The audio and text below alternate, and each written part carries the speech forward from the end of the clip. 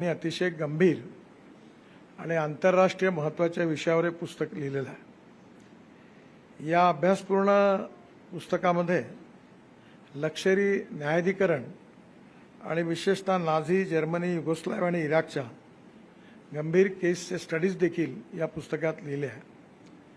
मानवतावादी मूल्यांच्या दृष्टिकोनातून जागतिक स्तरावर भारताच्या विकसित होत असलेल्या भूमिकेचा यामध्ये चर्चा पण करण्यात आलेली आहे। एकंदरीतच आज संपूर्ण विश्वामध्ये एकीकडे संघर्षाचं वातावरण आहे। इराण आणि इस्रायलच्या मध्ये सुरू असणारं युद्ध, युक्रेन आणि रशियामध्ये सुरू असणारं युद्ध आणि या दोन्ही युद्धांच्या पार्श्वभूमीवर कधी पण जागतिक युद्ध पेटू शकतं अशी स्थिती निर्माण झाली आहे। या सगळ्याच्या आधारावर विशेषतः डिफेन्स सायन्समध्ये मोठ्या प्रमाणावर युद्धाचे मापदंड पण बदलले आहेत। आता पर्वे रणगाडे, विमानं याचा रिलिव्हन्स राहिलेला नाही।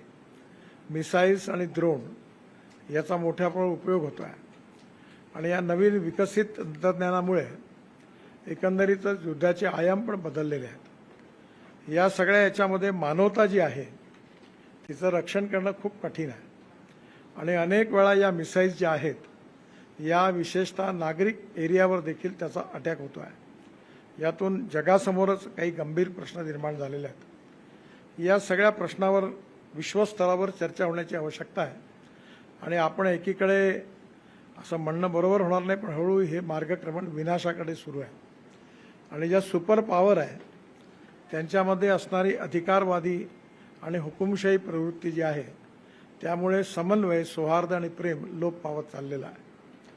संपूर्ण विश्वाला सत्य, अहिंसा आणि शांती याचा मंत्र देणारे भगवान गौतम बुद्धांची भूमी असणारा हा देश आहे आणि अशा स्थितीमध्ये स्वाभाविकपणे आंतरराष्ट्रीय स्तरावर घडणाऱ्या या सगळ्या घटनांचा मागोवा घेऊन त्याचं चिंतन करून भविष्यातलं धोरण पण निश्चित करण्याची आवश्यकता आहे। मिहिरने अतिशय लहान वयामध्ये हे सगळे कॉन्सिक्वेन्सेस त्याचं अध्ययन केलं आणि त्या अध्ययनाच्या आधारावर त्याचं जे चिंतन आहे त्यांनी बियॉन्ड बॉर्डर्स या रूपाने हे लिहिलेलं आहे। खरं म्हणजे एवढा गहन, गंभीर आंतरराष्ट्रीय स्तराच्या विषयावर एवढ्या लहान वयात त्यांनी हा प्रयत्न करणं अतिशय स्तुत्य आहे आणि अभिनंदनीय आहे। कारण हे सगळ्या विषय लिहिण्याकरता 50-50, 60-60 वर्ष काम केल्यानंतर मग लोक या विषयावर लिहितात, पण त्यांनी अतिशय लहान वयामध्ये या सगळ्या विषयाची जाण ठेवून या गंभीर विषयाचं हे चिंतन लिहिलेलं आहे।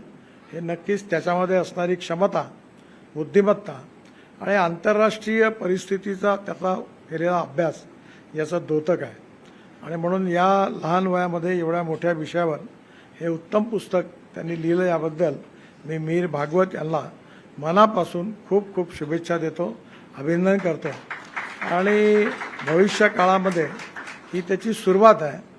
त्यामुळे अशाच प्रकारचं अध्ययन जर सुरू राहिलं तर एक दिवस डिफेन्स विषयक आंतरराष्ट्रीय घडामोडीचा त्या संदर्भातलं एक लिहिणारा लेखक म्हणून, अथॉरिटी म्हणून नक्की त्याला मान्यता मिळेल असं पोटेन्शियल त्यांनी या पुस्तकाच्या लिखाणातून सिद्ध केलं आहे। मी मनापासून त्याच्या उज्ज्वल भविष्याची कामना करतो।